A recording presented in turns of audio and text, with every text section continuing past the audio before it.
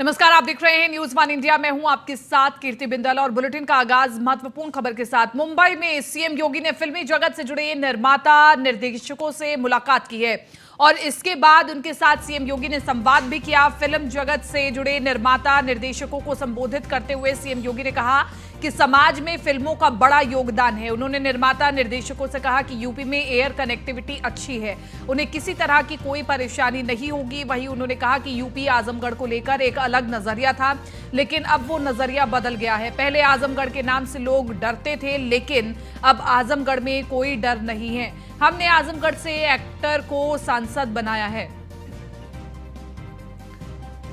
तो बड़ी खबर आपको बता रहे हैं, मुख्यमंत्री योगी आदित्यनाथ मुंबई में हैं और मुंबई में वो निवेशकों से मुलाकात कर रहे हैं।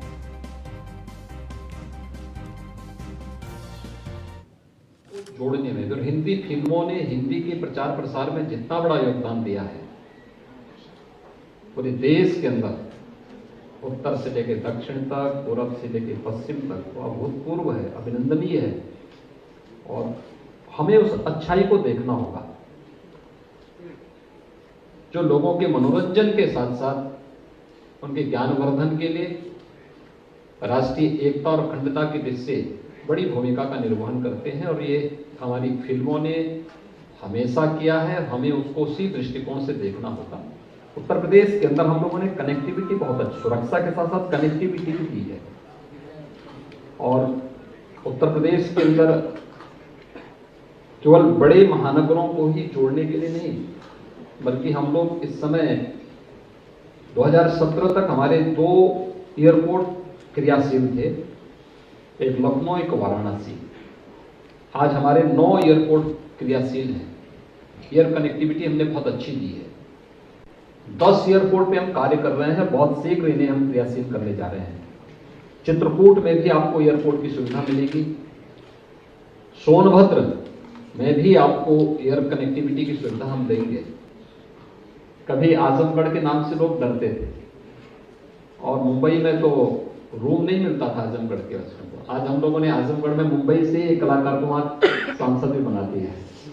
आप देख सकते हैं कि वहां पे अब कोई भय नहीं है। समाज को जोड़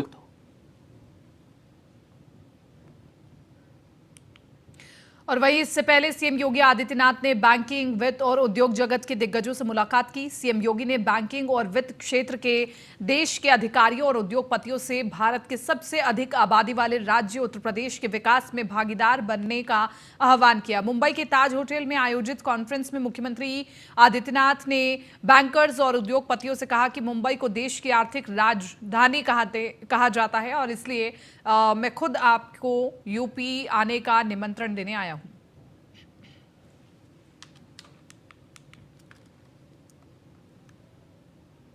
पूरे मामले की प्रोडक्ट की उत्तर प्रदेश शासन की वह अभियान जिसने अपने परंपरागत उद्यम को प्रोत्साहित करने के लिए उसकी अच्छी डिजाइन हो, अच्छी तकनीक हो, उसके लिए अच्छा मार्केट मिले, उसकी ब्रांडिंग हो, इसे लेकर के हम लोगों ने जिस कार्यक्रम को आगे बढ़ाया है, आज ये स्थिति उत्तर प्रदेश के अंदर है। हर व्यक्ति वहां पर पूरी निश्चिंतता के साथ निवेश कर सकता। बेहतर कानून व्यवस्था की स्थिति, लैंड बैंक, लोगों को प्रयास करना होता। हमारे यहां एंटी भूमाफिया टास्क फोर्स है, उसने भूमाफियाओं से 64,000 हेक्टेयर लैंड उनके कब्जे से मुक्त करा करके अपने कब्जे में ली और इसमें हम लोगों ने तेजी के साथ निवेश के कार्यक्रम को आगे बढ़ाना प्रारंभ किया। उत्तर प्रदेश ने आज एक बेहतरीन लैंड बैंक आज हमारे पास उत्तर प्रदेश के अंदर है।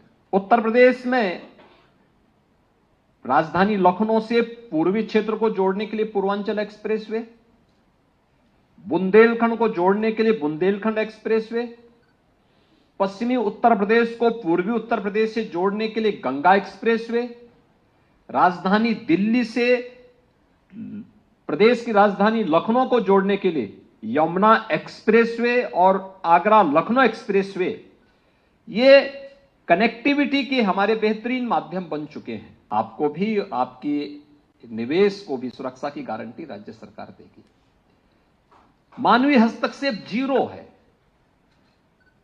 आपने एमओयू किया, वहीं से मुख्यमंत्री कार्यालय इन सब की मॉनिटरिंग करना प्रारंभ कर देगा।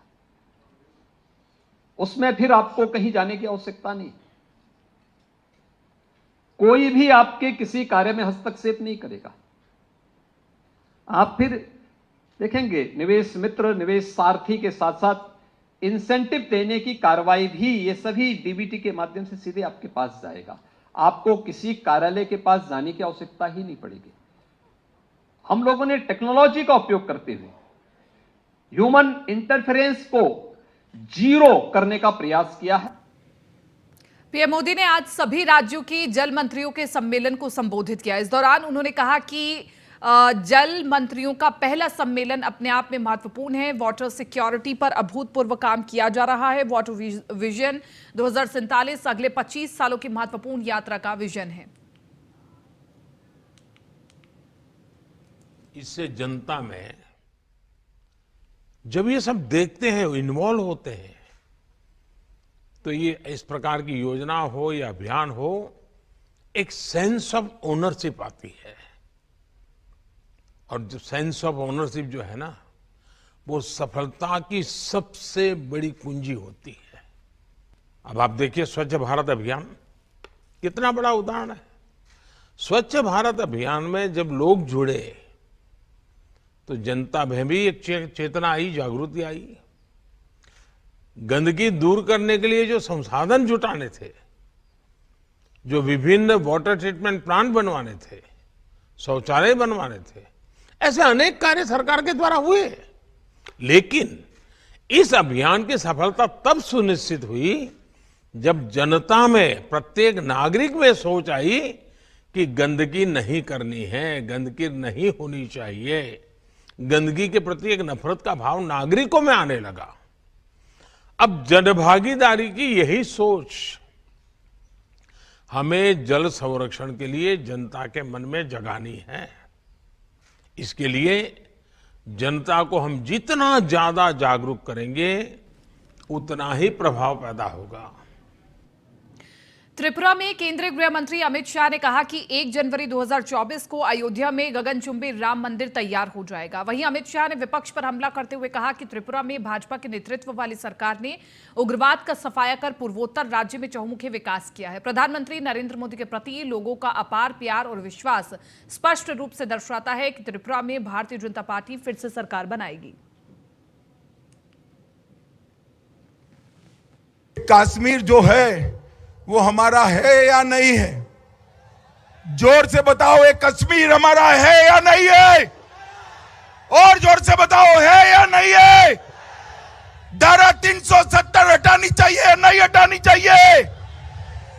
ये कम्युनिस्ट, ये कांग्रेस 75 साल से धारा 370 को अपने बच्चे की तरह गोदी में खिलाकर घूमते थे।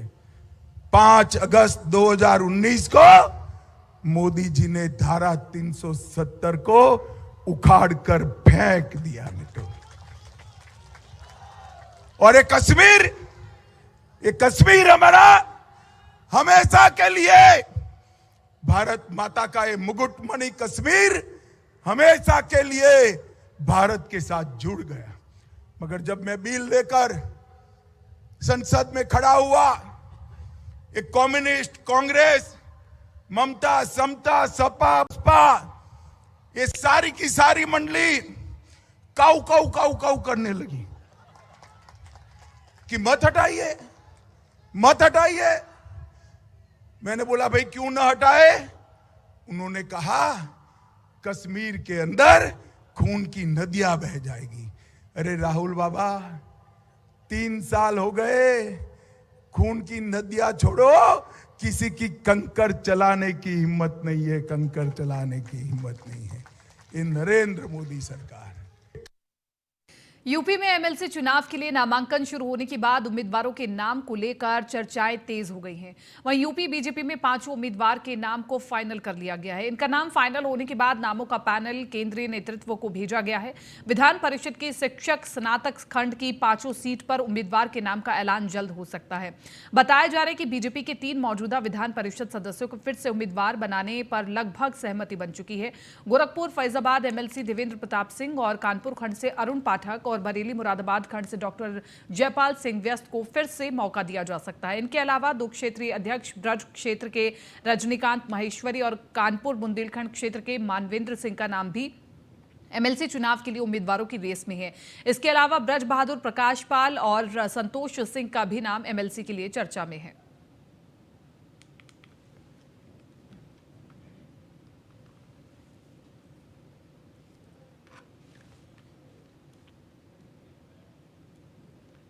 प्रयागराज से अगली खबर आपको बता रहे हैं। अतीक अहमद की पत्नी शाइस्ता परवीन ने बीएसपी ज्वाइन कर लिया। कार्यकर्ता सम्मेलन में ज्वाइन की बीएसपी घनश्याम चंद्र खरवार ने शाइस्ता परवीन को सदस्यता दिलाई है। अतीक अहमद के दर्जनों समर्थकों ने भी सदस्यता ली है और महापौर के टिकट पर चुनाव भी लड़ सकती है शाइस्ता परवीन।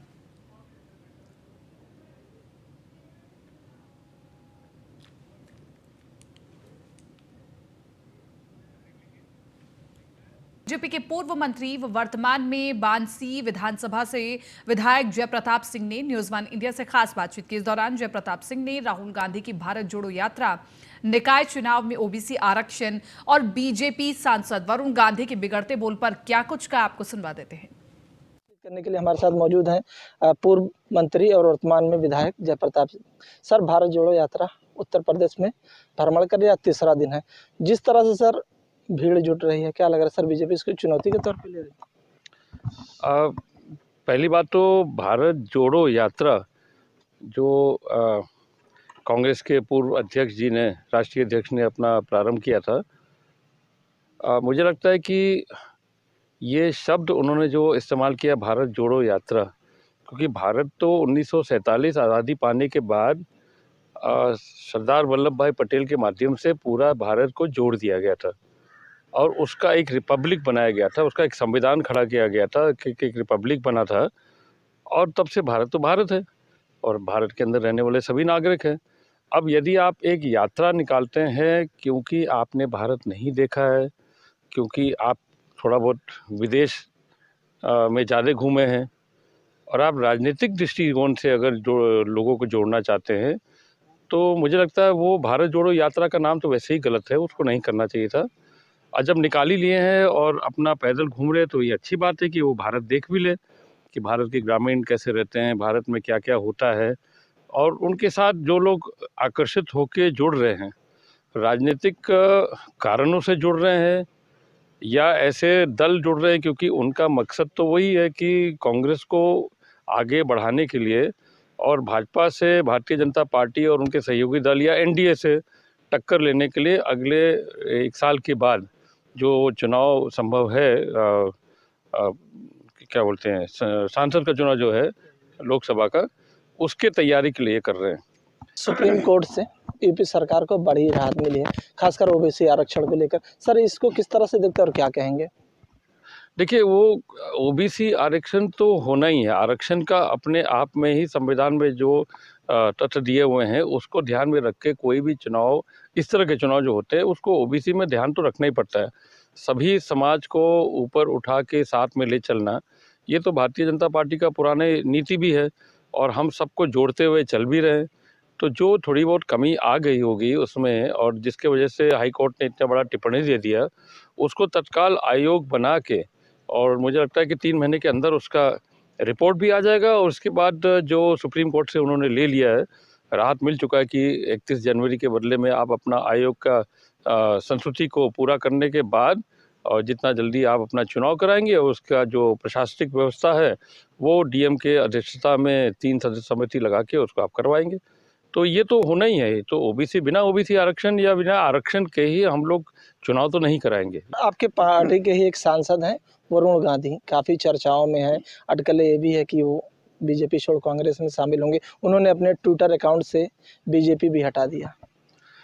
अब इसके बारे में तो हम ज़्यादा नहीं बोल पाएंगे, मगर क्योंकि वरुण गांधी जी कई बार चुनाव लड़ चुके हैं, इधर अगर उनके मन में कुछ पीड़ा होगा या बदलाव होगा तो पार्टी भी बात करे उनसे, और अगर वो स्वयं जाना चाहते हैं कहीं, अगर अपना परिवर्तन करना चाहते हैं तो भाई ये तो आज़ाद भारत है, लोग अपने स्वार्थ के लिए कभी भी इधर से उधर किसी भी पार्टी में चले जाते हैं।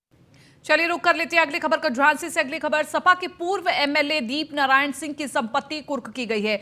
जिला प्रशासन ने 37 करोड़ की संपत्ति को कुर्क किया है। बुढ़ावली गांव में चल रहा संपत्ति को कुर्क करने का कार्य और जिला प्रशासन ने गैंगस्टर एक्ट के तहत कार्रवाई की है। कुछ दिन पहले 237 करोड़ की संपत्ति को कुर्क किया गया था। तो बड़ी खबर हम आपको बता रहे हैं झांसी से, जिला प्रशासन ने 37 करोड़ की संपत्ति को कुर्क किया है और जिला प्रशासन ने 37 करोड़ की संपत्ति को कुर्क किया। बुढ़ावली गांव में चल रहा संपत्ति कुर्क का कार्य। इसी के साथ साथ आपको बताएं कि जिला प्रशासन ने गैंगस्टर एक्ट के तहत कुर्की की कार्रवाई की है। सपा के पूर्व विधायक हैं एमएलए दीप नारायण सिंह, इनकी संपत्ति को कुर्क करने का कार्य किया गया है।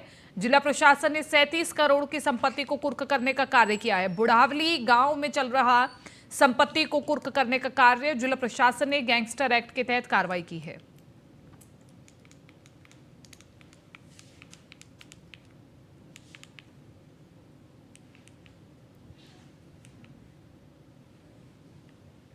ग्रेटर नोएडा थाना इकोटेक तृतीय पुलिस की कस्टडी से फरार बदमाश की पुलिस के साथ मुठभेड़ हुई। पुलिस की जवाबी फायरिंग में पैर में गोली लगने से बदमाश घायल हो गया। पुलिस ने उसे गिरफ्तार कर इलाज के लिए अस्पताल में भर्ती कराया है। बताया जा रहा है कि पुलिस कस्टडी से फरार बदमाश को गिरफ्तार कर थाने लाया जा रहा था और इसी के दौरान डी पार्क चौकी इलाके के 130 मीटर रोड की सर्विस रोड पर पुलिस पार्टी की पिस्टल छीनकर उसने हमला बोल दिया।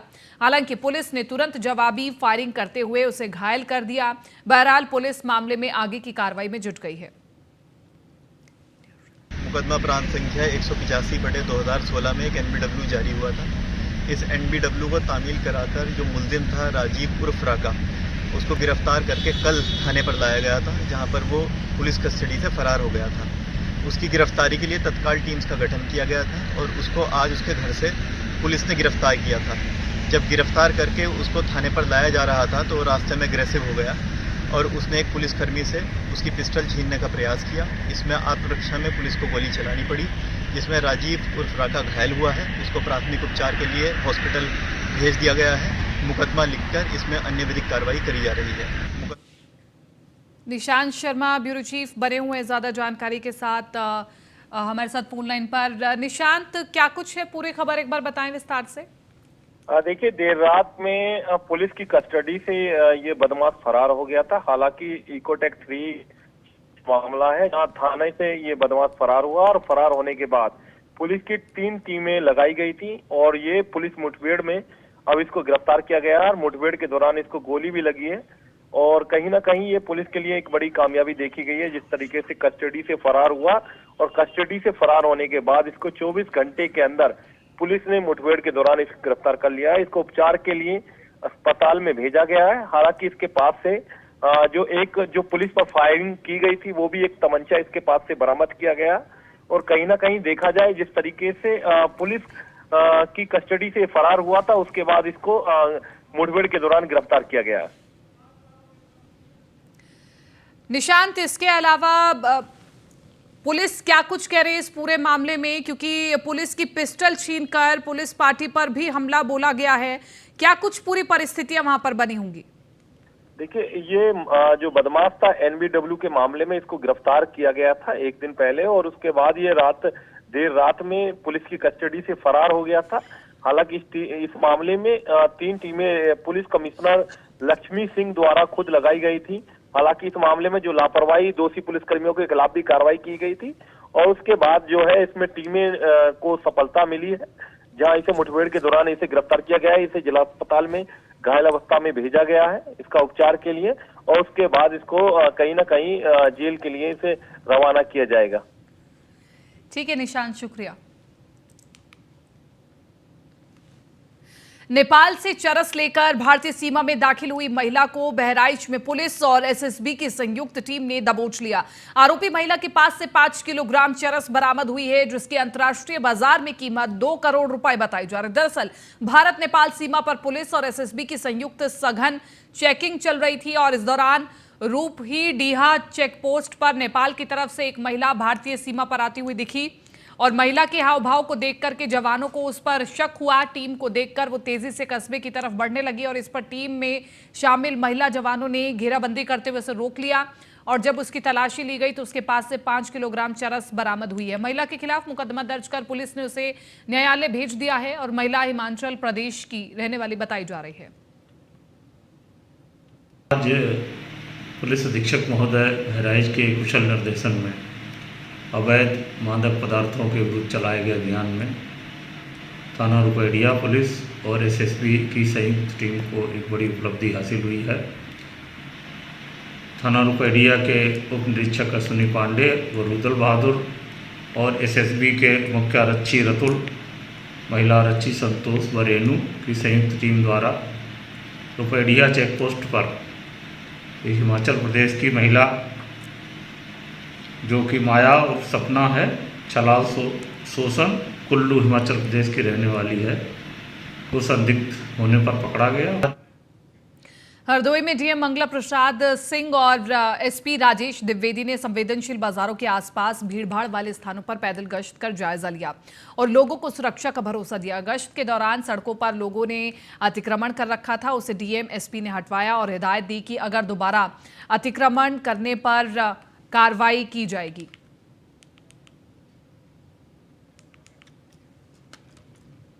फिलहाल बुलेटिन में मेरे साथ इतना ही। दीजिए इजाजत। नमस्कार।